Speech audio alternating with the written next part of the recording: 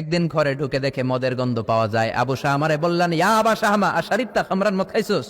কয় না আব্বা, শারিবতু নাবিজান, নাবিজ খেয়েছি। খেয়াল রাখবেন, মদ হারাম, মদ খেলে আসিবেন, কিন্তু নাবিজ খাওয়া হালাল। নাবিজ হচ্ছে আরব দেশেরা খায়, সাদা দুধের মধ্যে রাতে শক্ত খুরমা যদি 5টা ফেলে রাখেন, সকালে ওইটা দেখবেন দুধের রং আর সাদা নাই, খুরমার রস টেনে দুধটা লাল হয়ে গেছে। এটা খেলে স্বাস্থ্যের জন্য আরব দেশে খুব ভালো, কিন্তু এটা রাতে ভিজাইলে সকালেই খাইতে হবে। এটা যদি 3 দিন রেখে দেন, 4 দিন রেখে দেন, এটা তারির মতো মদ হয়ে যাবে, মাতলামি হবে, খাওয়া যাবে না। ওমরের ছেলে ওই মজাটা নেয়ার জন্য 4 দিন ভিজায় রাখছে, তারপরে নাবিজ নামক মদ খেয়েছে।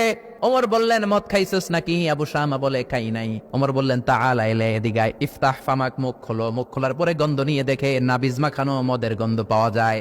কোনো কথা নাই, কলারটা ধরলেন, টানতে টানতে মসজিদে নববীর বারান্দার পিলারে নিয়ে বাঁধলেন। জোরে আযান হলো, নামাজ পড়লেন। নামাজের পরে সালাম ফিরালেন।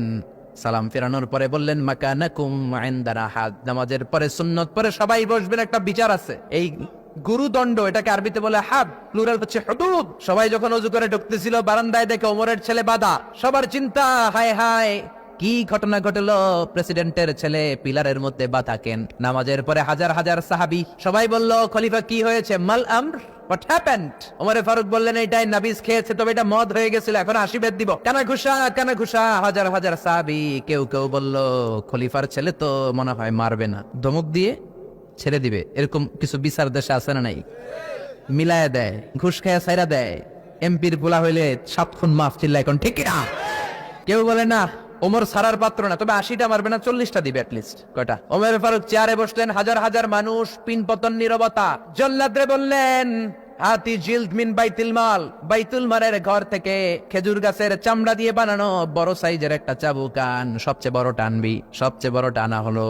এবার ওমরে ফারুক বললেন, ইবদা বিসমিল্লাহ, শুরু কর আল্লাহর নামে। চাইতেন ওমরে ফারুকের সামনে দাঁড়িয়ে জল্লাদ মারবে 80টা বাড়ি।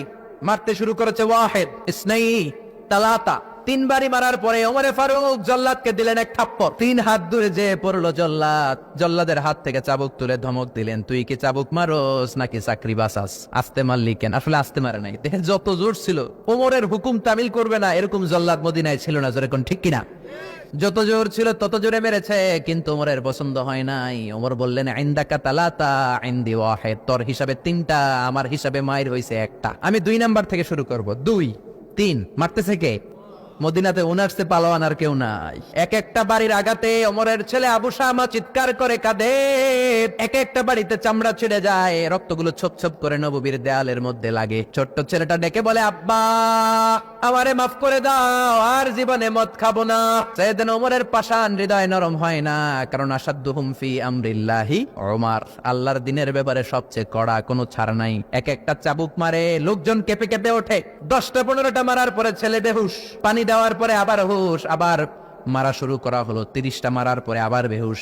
এইবার আবু শাহমার মা ওমরের বউ এসে ওমরের পা ধরে ডেকে বলে, ওমর তোমার পায়ে ধরে ক্ষমা চাই, আমার কলিজার টুকরা বাজানটারে তুমি মেরে দিও না। 80টা বেত মারতে হবে, মেরেছো 30টা, আরো মারবা 50টা।